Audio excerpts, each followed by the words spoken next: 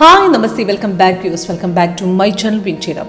Perfect ആയിട്ടുള്ള breakout എങ്ങനെ തിരിച്ചറിയാം? ഇതിൽ നിഫ്റ്റിയുടെയും ഓപ്ഷൻസിലും കറക്റ്റായിട്ട് കണ്ടിന്യൂഷൻ മാർക്കറ്റ് പോകുന്ന സാഹചര്യത്തിൽ നമുക്കൊരു കൺഫേം ട്രേഡ് എവിടെ നിന്ന് എടുക്കാൻ സാധിക്കും, അതിൽ എത്രത്തോളം ഹോൾഡ് ചെയ്ത് വെക്കാം, റിവേഴ്സ് പോകുന്ന പോയിന്റ് എങ്ങനെ തിരിച്ചറിയാം, ഇതൊക്കെയാണ് ഇന്നത്തെ ലൈവ് പെർഫോമൻസ് നിഫ്റ്റിയുടെയും അതിൻ്റെ ഓപ്ഷൻസിലൂടെ കാണിക്കുന്നത്.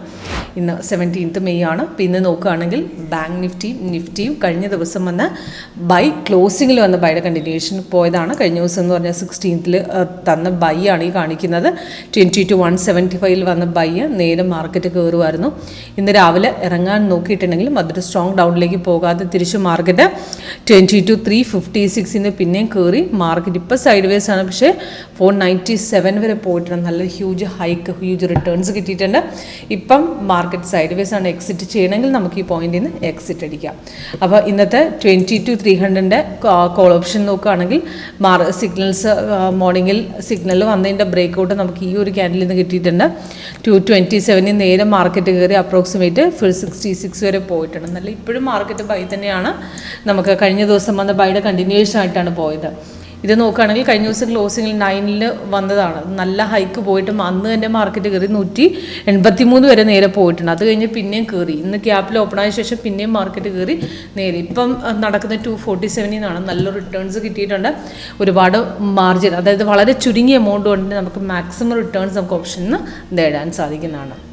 അപ്പോൾ ഇതിൽ യൂസ് ചെയ്യുന്നത് വളരെ സിമ്പിളാണ്.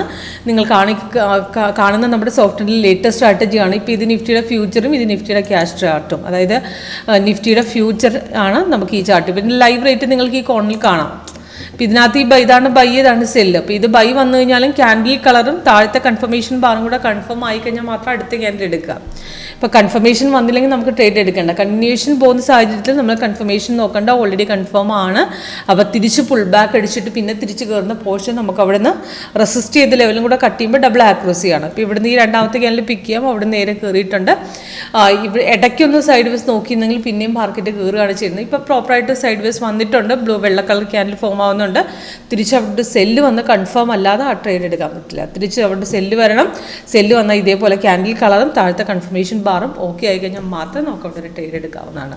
ഓക്കെ, അപ്പോൾ കൂടുതൽ ഡീറ്റെയിൽസിനായിട്ട് സോഫ്റ്റ് എങ്ങനെ വർക്ക് ചെയ്യുന്നു, അത് ലൈവ് പെർഫോമൻസ് ആയിട്ട് കാണാൻ താല്പര്യമുണ്ടെങ്കിൽ കോൺടാക്ട് ചെയ്യാം. നമ്മുടെ ലേറ്റസ്റ്റ് വെർഷൻ 8.2 പെർഫോമൻസ് ആണ് കാണിക്കുന്നത്. അതേപോലെ തന്നെ ടോട്ടൽ 8 സ്ട്രാറ്റജികളുണ്ട്, 2 സ്കാനറുണ്ട്. ഇപ്പോൾ സ്റ്റോക്കിലൊക്കെ നല്ല സ്റ്റോക്കുകൾ പെട്ടെന്ന് ചൂസ് ചെയ്യാനായിട്ട് നമ്മുടെ സോഫ്റ്റ്വെയർ സ്കാനർ സഹായിക്കും. സ്കാനർ ജസ്റ്റ് സെറ്റ് ചെയ്ത് വെക്കുന്നത് വളരെ സിമ്പിളാണ്. നമുക്ക് ജസ്റ്റ് ഇൻട്രാഡേക്കാണ് 5 minutes വയ്ക്കുക.